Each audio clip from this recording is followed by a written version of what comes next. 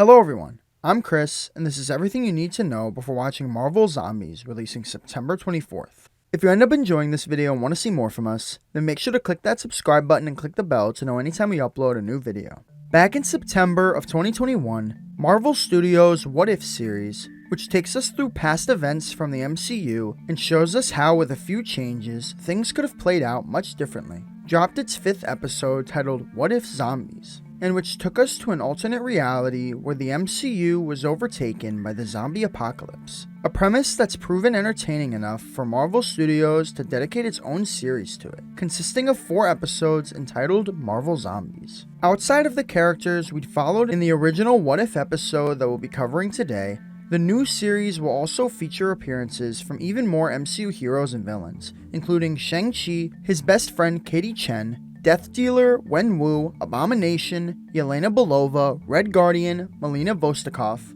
Ghost, John Walker, Baron Zemo, Jimmy Woo, Ikaris, Captain Marvel, Miss Marvel, Kate Bishop, Ironheart, Namor, Valkyrie, Thor, and a hero we haven't yet been officially introduced to, Mahershala Ali's Blade, voiced in this series by Todd Williams, and who in this post-apocalyptic MCU also appears to be replacing Moon Knight's Marc Spector as the Avatar of Khonshu, the Egyptian god of the moon and night sky. So, ahead of the new series, we've decided to take a look back at episode 5 of What If's first season to help refresh your memory on everything you'll need to know. To begin, we're taken back to 2018 into the day the children of Thanos first arrived on Earth, sent by Thanos to collect 2 of the 6 immensely powerful Infinity Stones as part of his plan to wipe out half of all life. And we see that while in our main MCU, known as Earth 616, Hulk, after receiving a beating from Thanos and in turn being transported back to Earth to warn them of the coming conflict, ended up meeting Doctor Strange and Wong as he crash-landed in the Sanctum Sanctorum. In this alternate universe, there's no one to be found when he arrives in the Sanctum.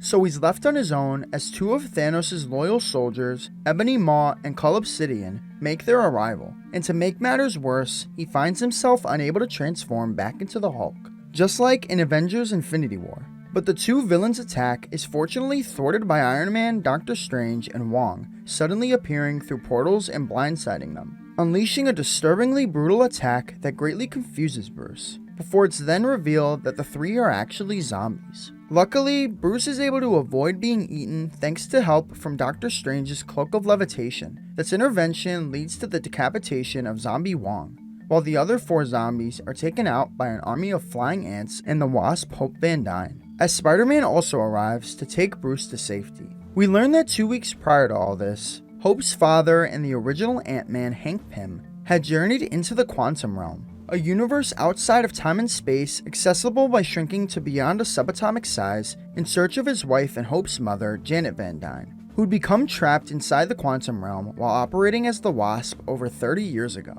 However, while on Earth 616, he was able to finally find her and bring her home without much issue. In this universe, he found that she'd been zombified by a quantum virus, before he was then attacked and zombified himself ahead of their return home, where they immediately attacked the current Ant-Man, Scott Lang, while Hope managed to escape. We see that Hope, Bruce, and Peter Parker aren't the only heroes who've managed to avoid the virus though, as they've also managed to gather the Winter Soldier, Bucky Barnes, Happy Hogan, Kurt Gorster, Sharon Carter, and Okoye, who now along with Bruce begin a journey to Camp Lehi in New Jersey, hoping it'll have the equipment to fabricate a cure. However, shortly after arriving at Grand Central Station, the group encounters zombified variants of Clint Barton, aka Hawkeye, and the Falcon Sam Wilson, who promptly zombify Happy as well, but the other remaining heroes are able to avoid suffering the same fate by putting the 3 zombies down as they make their way onto the train. It isn't long before they encounter yet another zombified hero though, as the undead Captain America manages to break into the train and fatally wound Sharon, turning her into a zombie.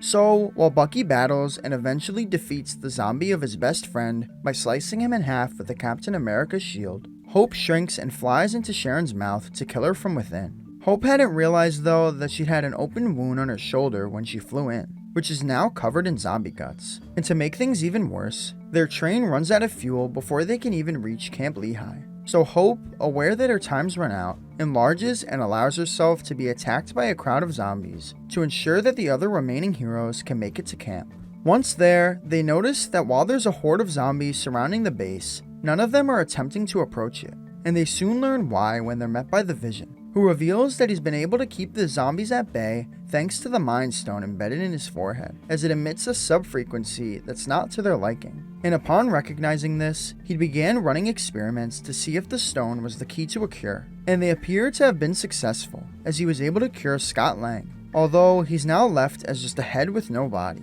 With this revelation, the heroes prepare to travel to Wakanda, which according to Okoye, has still managed to remain the last human sanctuary on Earth, thanks to their advanced vibranium-based technology, despite the Black Panther, King T'Challa, having been presumably killed. However, those plans are soon interrupted when Bucky stumbles upon a still-alive T'Challa hidden in the base, although now missing a leg, as he reveals that Vision had cut it off to feed it to the zombified Wanda Maximoff, forcing Vision to admit that after failing to cure Wanda like he did Scott, he chose to contain her and her hunger. Although it's now made clear he'd made the wrong choice, as Wanda breaks free from her imprisonment and promptly kills Kurt and Okoye, despite Vision's attempt to help the heroes escape. And now, having caused even more death because of his actions, Vision, still unable to leave Wanda's side, directs the heroes to a quad jet while tearing the Mind Stone out of his skull so that they can escape with it to Wakanda, sacrificing his own life in the process. The Mind Stone being separated from Vision's body, though,